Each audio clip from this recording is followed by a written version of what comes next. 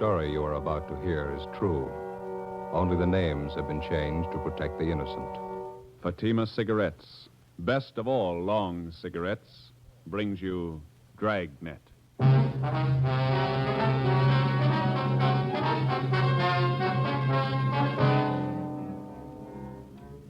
You're a detective sergeant. You're assigned to a robbery detail. A holdup has been committed in a neighboring city. A bystander is shot to death. 2 others are wounded. The bandits are ruthless, well armed. Your job? Get 'em. If you want a long cigarette, smoke the best of all long cigarettes. Smoke extra mild Fatima. Yes, Fatima is the king-size cigarette which contains the finest Turkish and domestic tobaccos superbly blended to make it extra mild, to give Fatima a much different, much better flavor and aroma than any other long cigarette. That's why Fatima has more than doubled its smokers coast to coast. Enjoy extra mild Fatima yourself. Best of all, long cigarettes. It's wise to smoke extra mild Fatima. It's wise to smoke extra mild Fatima.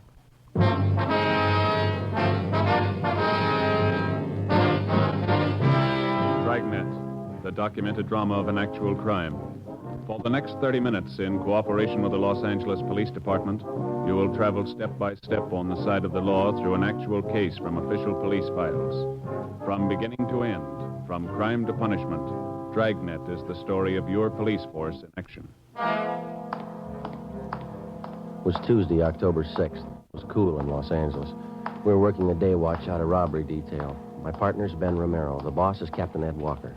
My name's Friday. I was on the way back from Calvary Cemetery. It was 11:45 a.m. when I got to room 27A. Robbery detail. No, it's all right. Joe, how'd the funeral go? Pretty good turnout. Sure sorry I couldn't make it. Well, one of us had to be in court. Yeah. A lot of the boys out there, huh? Yeah. Martin had a lot of friends. He was a good cop. You see his wife? Yeah. Wife took it hard again. Pretty hard, yeah. Are you about ready for lunch? I better make up the logbook first. Now we're a little behind. Yeah, all right. Hi, Stu. Ben, what's with you? Oh, same old thing. Say, what's the DR number on that job we handled yesterday? Hmm? The grocery store thing? You know, we showed those mug shots to the victims. You remember the DR number on it? Oh, yeah, I got it here. 374332. 332. Thanks. Mm-hmm.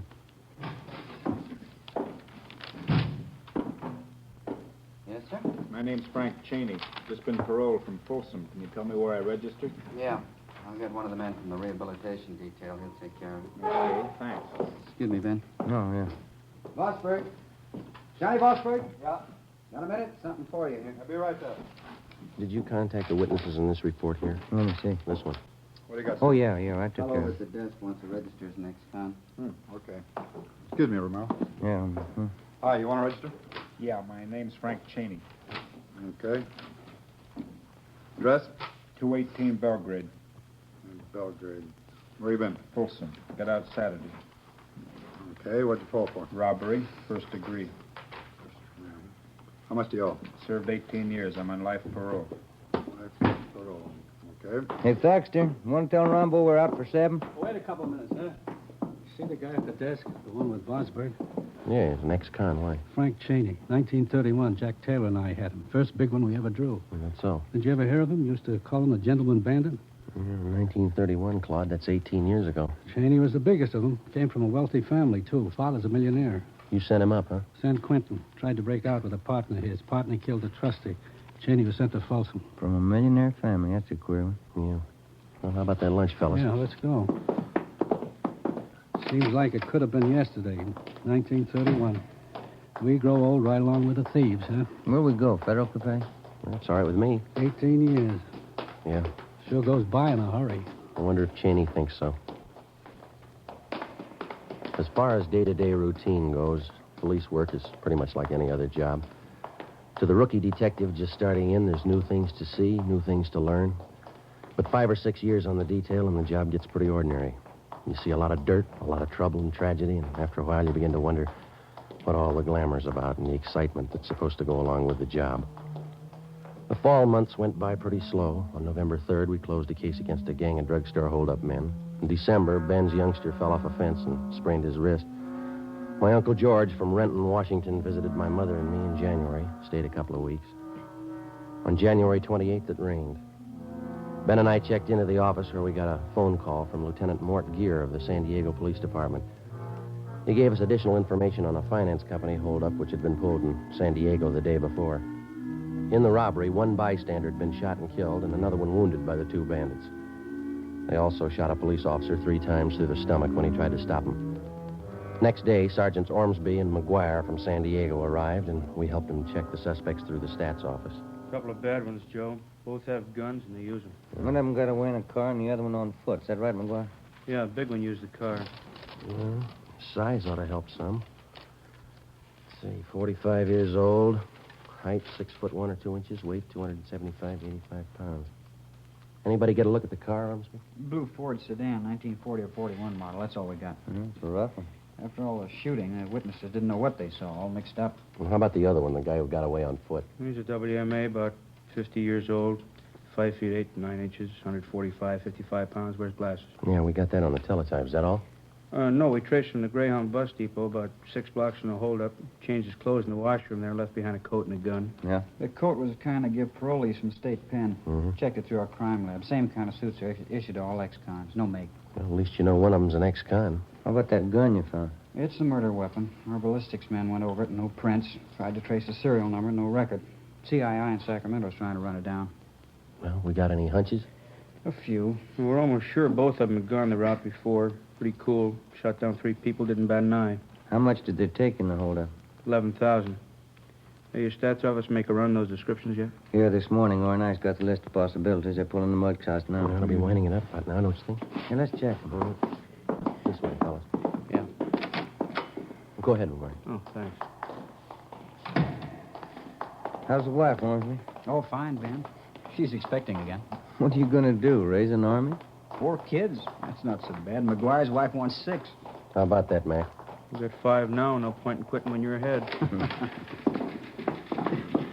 Frank? Yeah, Joe.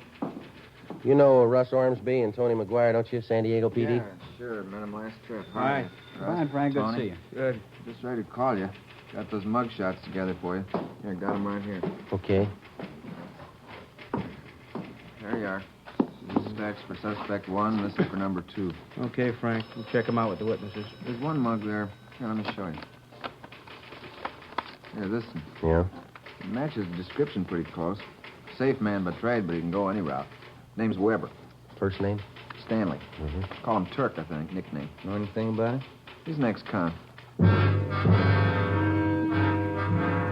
Ormsby and McGuire drove back to San Diego to show the mugshots to the holdup witnesses and see if they could get an identification. Late the next afternoon, they called back to tell us that Stanley Turk Weber had definitely been identified from his mugshot by 4 of the 5 witnesses as one of the holdup men. His partner remained unidentified. We called Turk Weber's parole officer, got all the available information on the suspect, including his latest address, an apartment house on North Alameda. Weber wasn't there. We talked with the apartment house manager, and he told us that Turk hadn't been seen there since the day before the San Diego robbery and murder. We had a stakeout put on the apartment, and Ben and I went back to the office and had the record bureau pull Weber's package. On his mama sheet, Ben spotted a familiar name, Henry Garson, another ex-con who was listed as one of Turk Weber's closest friends. Well, we got a hold of Garson's parole officer. He told us Garson had had his parole transferred to San Diego, where he disappeared 2 weeks before he was wanted for violation of parole. We tried to check Weber through his relatives. We couldn't find any. But Henry Garson's report showed that he had a brother, Al, who ran a dry cleaning shop down in Seal Beach. He had no criminal record. The next morning, we drove down to see him. Yeah, Henry came around last July. It's the last time I saw him. I wanted to borrow my car. You got any idea where he might be now? No. You're his brother. I don't know where he is. That's the truth. I don't want to know where he is. Was anyone with him when he came to see you last? No. You know who his friends are? Friends? No. Would you look at these pictures, please, see if you can identify any of them? No, I just...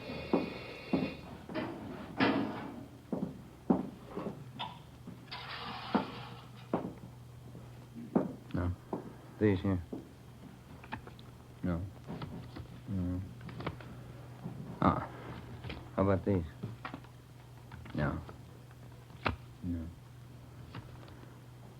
No, look, can't you talk to me later? It's not good for business having cops around a shop. Who would you yell for if a shop was held up, Mr. What's Garson? that got to do with it? Your brother's in trouble. We might stop him from getting in deeper. Now, look away now. Hello, Mrs. Runner. Good morning, Hal. Can I help you? No rush. You go ahead and wait in the gentleman. No, that's all right. They're just waiting. We're just waiting. Can I help you? My husband's suit cleaned and pressed. Can you have it by Tuesday? Tuesday? Yeah, it'll be ready. My plaid jacket cleaned and pressed. All right. Could you soak this little stairs here? Where? Yeah, we take care of that. Tuesday, all right. There you are. Thanks, Miss Runner. All right, Hal. Bye. Bye, Miss Runner. Thanks. I don't like to hold you up, Garson. Just a few more questions. All right. Now, you said the last time your brother was here, he wanted to borrow your car. Is that right? That's right. Did you let him have it? I let him have nothing. How about the rest of you family? Oh, can't you let us alone? If Henry's in trouble, let him take care of it. We've got troubles enough of our own. This is important, Garson. We've got to have your cooperation. Well, why me? I know Henry's no good. I admit it, but he's still my brother. Yeah? You ask me to send him to jail? If he belongs there, yeah. Look, I don't want any trouble. There won't be any. My mother lives in Santa Barbara. Just moved there. I got the address. Henry goes to see her every once in a while. When's the last time you saw her? 2 weeks ago, I was there, too, and something else. What's that? Henry had a gun. 11 a.m. Tuesday. Ben and I drove back to the office and put in a call to the Santa Barbara Police Department. We asked him to put a stake out on the home of Henry Garson's mother and to notify us the minute Garson was apprehended. We contacted San Diego and told him what we'd found out. After that, we doubled back on Turk Weber. From one of our informants, we heard that Weber and Garson had gone into some kind of a business together. For a bankroll, they'd succeeded in getting a loan from the Second National Bank out in Glendale. 1 p.m. We drove out and checked with the manager of the bank's loan department, Mr. Peabody. Here we are, officers. Stanley T. Weber, Henry Garson. Loan papers were signed over a month ago. What kind of a loan was it, Peabody? Business loan. Garson and Weber came in with another man. They talked to our manager, Mr. Ascot. Excuse me. Yeah. What business are they in? Trucking concern. They wanted the money to buy equipment, more trucks. How much money did they borrow? $4,500, usual terms. I guess you inquired into their background. Oh, yes, their whole financial background. Did you know that Garson and Weber are both ex-convicts? I beg your pardon? I said, did you know that both of them are ex-convicts? You sure you haven't made a mistake? Henry Garson, Stanley T. Weber? Yeah, that's right. What'd they offer for collateral? Well, they had some of their equipment, 2 trucks, and then, of course, there was the cosigner. Who was that? The name's right here on the loan papers. I see. Right here. Cosigner, Frank Cheney.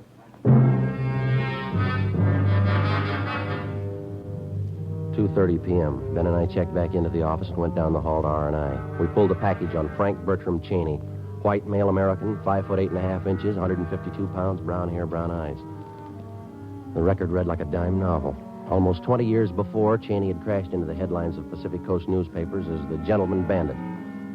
Maybe some of the news stories were exaggerated, but the record showed that he actually owned a yacht, 3 expensive cars, an apartment house. In spite of all this, he'd decided to settle for a career of robbery and murder. At the age of 30, he was the most sought-after man on the Pacific Coast. Finally, in 1931, after tracking him for a year and a half through more than a dozen armed robberies, Sergeants Thaxter and Taylor of the Los Angeles Police Department brought him in. He served 18 years at San Quentin and Folsom penitentiaries, and then he won his parole at the age of 48. We checked his parole officer, and he had nothing to report against him. We checked back in at robbery detail and met with Captain Ed Walker. How about Cheney's friends, Weber and Garson? Nothing yet? Not a thing, Skipper. Stakeout is still on at Garson's mother's place in Santa Barbara. Weber's apartment's still covered. You called San Diego about this, the Cheney angle? Yeah, we briefed him. They got all the mugshots down there. Weber's definitely been tagged as one of the men on that finance company job. We figured Garson for the second man, but none of the witnesses have picked out his mugshot. You talked to Cheney's parole officer, huh? Yeah, I did. He gave us Cheney's last address. Same as the one on his ex-con registration, but he's moved. Didn't notify the officer. Where does that leave you? Well, I talked to the manager at the apartment. He gave us a couple of addresses to run down.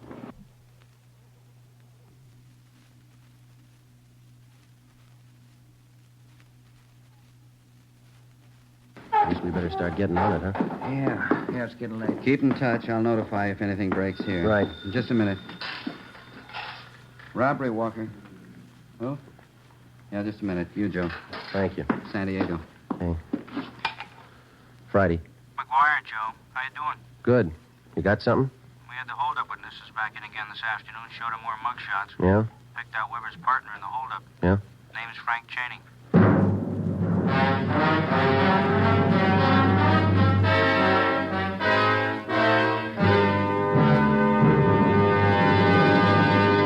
You are listening to Dragnet, the case history of a police investigation presented in the public interest by Fatima Cigarettes. If you smoke a long cigarette, it will be in your interest to listen to a typical case history of a Fatima smoker. It's the case of Lee Silver, general assignment reporter on one of New York's greatest newspapers. You'll see his picture in leading magazines this week. And here is his actual signed statement. When you have to meet a news deadline, you work at a fast pace, smoke at a fast pace. That's why I smoke Fatima. They're extra mild. In my opinion, it's wise to smoke extra mild Fatima. And more smokers are discovering this every day. Actual figures show Fatima has more than doubled its smokers coast to coast. So enjoy extra mild Fatima yourself. The king-size cigarette, which contains the finest Turkish and domestic tobaccos, superbly blended to make it extra mild. You will prefer Fatima's much different, much better flavor and aroma. You will agree. It's wise to smoke extra mild Fatima. It's wise to smoke extra mild Fatima. The best of all long cigarettes.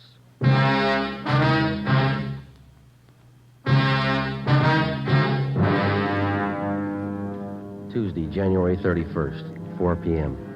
In addition to the San Diego teletype, we got out a local broadcast and an APB on Frank Cheney. By 4:30, Ben and I had checked out the first of two addresses where Cheney's former landlady told us that he might be staying. It was a rooming house out on West Washington. The owner told us that Cheney had stayed at his place for a few days, but that had been more than 2 months before. He had no idea where the suspect might be. We then drove to the second address. It was an apartment house on West Stanford near Slauson. The manager's name was Mrs. Pritchard. Why, yes, I believe Mr. and Mrs. Cheney are home. They've been in all day. Which apartment are they in, ma'am? Number 7, straight down the hall on your right. Thank you. They may be having dinner now. Are they expecting you? Be all right, ma'am. Thank you.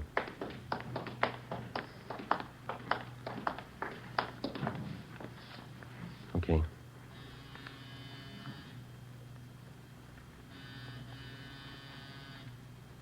How about the door? It's open. Come on. The apartment was deserted. We checked the bedroom and the kitchen. There were obvious signs of a fast getaway. On a card table in the living room, we found the remains of a quick dinner. 2 places were set. One plate was almost cleaned, the other hardly touched. The coffee on the stove was still lukewarm. We called the office and arranged for a stakeout. Then we went back down the hall and talked to the manager again. Well, they moved in about a month ago, Sergeant. They looked like any other newly married couple. Did you notice if they had any visitors, Mrs. Pritchard? Well, they might have, but I didn't notice. Did you notice anything odd about him at all? Only that one thing. Yes, ma'am. Mr. Cheney always seemed to have plenty of money. Put down 2 months' rent in advance. But he didn't seem to have a job. Yes, ma'am. Well, every morning he'd sleep late, but his wife was up at 8 o'clock to go to work. Where'd she work, you know? A company called Thompson and some other name. Offices are down on South Hope. Builders, I think. Homes and things. Mm-hmm. My phone. Would you excuse me? Yes, ma'am. Go right ahead. Hello? Oh, yes. What? Yes, 2 police officers. Miss Pritchard, they no. want to talk to you. Hello? Cheney? Well, yes, he hung up. An alert for Cheney and his wife was broadcast, with special attention for the south end of the city. The wife's name and description was added to the APB. The next morning, Ben and I located her place of employment, Thompson and Kilkenny, a big construction company. The office manager told us that 3 days before, Mrs. Cheney had resigned her job by letter.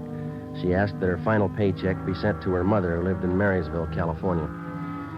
We contacted the Marysville Police Department immediately, and the home of Cheney's mother-in-law was placed under 24-hour surveillance. We now had more than a half a dozen stakeouts going. A week passed. Nothing. Cheney and his wife seemed to have dropped completely from sight. Wednesday, February 9th, we got a tip from the Santa Barbara police that Cheney's friend, Henry Garson, was in Los Angeles working in an auction house on Wilshire Boulevard. We ran it down. Looks like a high-class place. They got a nice crowd, haven't they? Did you catalog, sir? No, thanks. We'd like to see the manager, please. You all right? Let me see. Oh, yes, over there by the claim desk. The man in the dark suit, Mr. Wolf. Thank you. Thank you. All right, now do I hear a bid? We started off for $25. Mr. Willie? Yeah? Police officer, sir. We'd like to check on a man who's supposed to be one of your employees, sir. Oh, that's so? What's his name? Here's his picture. Can you identify? Why, yes, that's Johnson, the new clerk. You want to talk to him? Yes, sir. All right. Right this way. He's back in the storeroom. Some kind of trouble? We'd like to talk to him. Yes, all right. Let's see. Oh, yes, there he is. Johnson. Oh, Johnson, would you come Come in? on, Ben. What are you running for? Johnson, come here. Out the back. Yep. There he goes. He's heading up the street. Come on. Yep. He got on that bus. All right, come on, let's double back to the car. Yep. Hurry. Yep.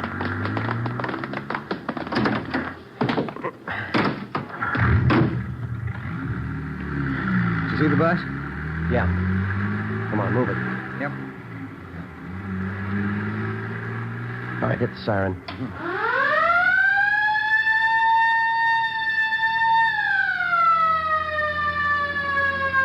All right, that did it. The driver's pulling over. Pull up behind the bus there, huh? Yeah, you bet. Come on, let's go. You cover the back door, will you? Right. Open your door. What's the matter? Police officers want to check your passengers. Open that rear door right away. Yes, sir. All right, Garson, get off. I'm getting off. Coming at you, Joe. Getting off, copper. Make a hole. Drop it, Garson. He's got a gun. I said I'm getting off. Right, you let's drop it. Come on. Good, Joe. You okay? Yeah. Let's get him off of here. Hey, what's it all about? He do something wrong? Yeah, he didn't get off when we asked him to.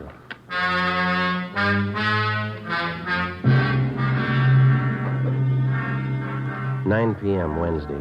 We drove Garson to Georgia Street Receiving Hospital, where he was treated for minor cuts and bruises. Then we took him back to the office to the interrogation room. We called San Diego and notified them of the arrest. From 10 o'clock that night until 10 the next morning, Captain Walker, Ben, and I questioned Garson. He refused to admit that he even knew Frank Cheney or Turk Webber. By noon, he was pretty tired. So were we. At 12:05, a call came through from San Diego.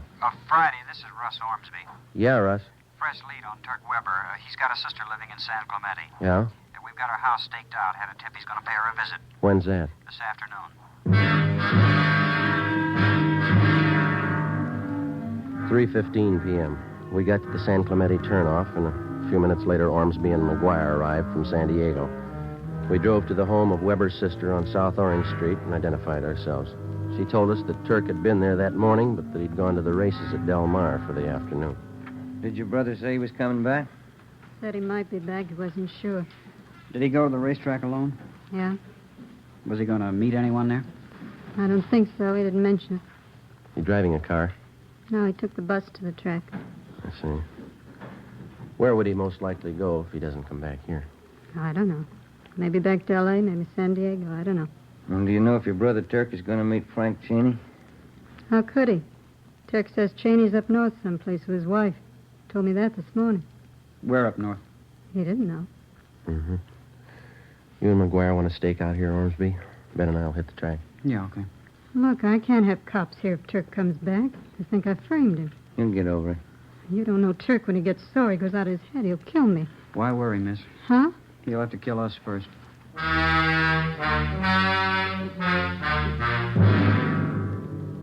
3:45 p.m. Ben and I left Webber's sister's house and drove down to the racetrack at Del Mar. We got there just at the start of the 7th race. We had no idea whether the suspect was still there or not. We alerted the security police, gave them mug shots of Webber. Then we went to the public address booth in the clubhouse and talked to the man in charge. A few minutes later, the trap for Webber was set.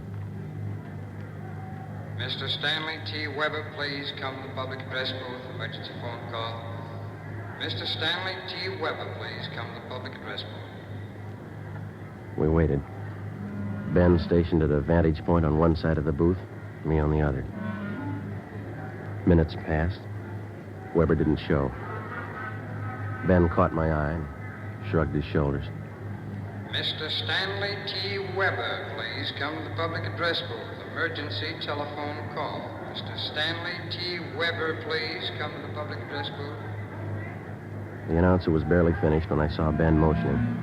I looked and saw a large man heading up the cement ramp. When he got to the top, he turned to his right and headed straight for the public address booth. It was Turk Weber. Hold it right there, Weber.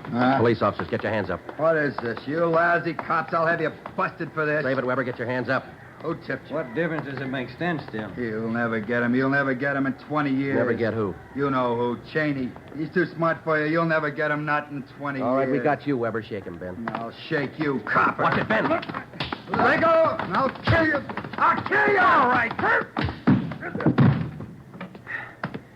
That's it. He's sure a big package. Yeah. What's that over there? Did that fall out of his pocket? Like a tip sheet. Yeah. Yeah. Blue Boys Peerless Selection for Thursday. Price $1. Let me look at that a minute, Ken. Best picks. You can't lose. This is your lucky day. What's it prove? He ought to get his $1 back.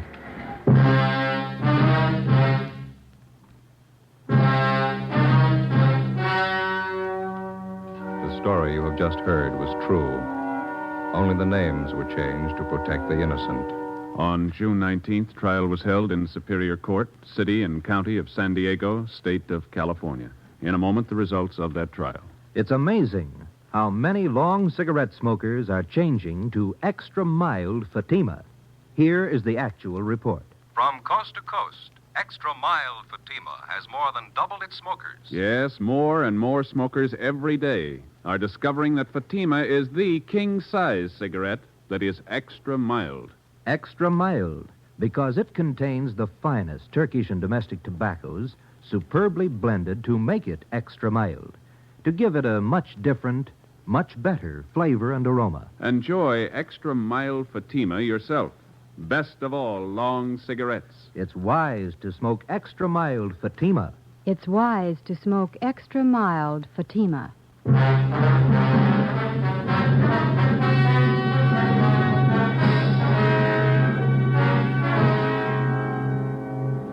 After identifying Frank Cheney as the man who did the shooting in the San Diego holdup and murder, Stanley T. Weber was tried and convicted of participation in the robbery and received a sentence of life imprisonment. Henry Garson was cleared of any complicity in the holdup killing, but he was returned to prison for violation of parole and for several burglaries in San Diego and Los Angeles. Both men are now serving their terms in the state penitentiary. Next week, Frank Cheney, the Gentleman Bandit, Part 2.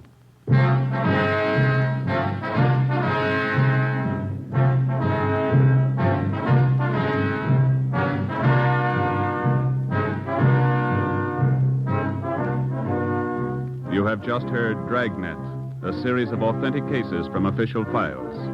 Technical advice for Dragnet comes from the Office of Chief of Police W.A. Wharton, Los Angeles Police Department.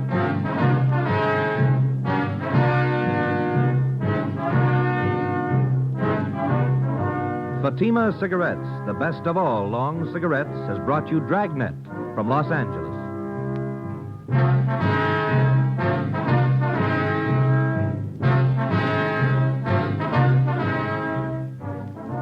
Next, Sarah's Private Caper with comedian Sarah Berner on NBC.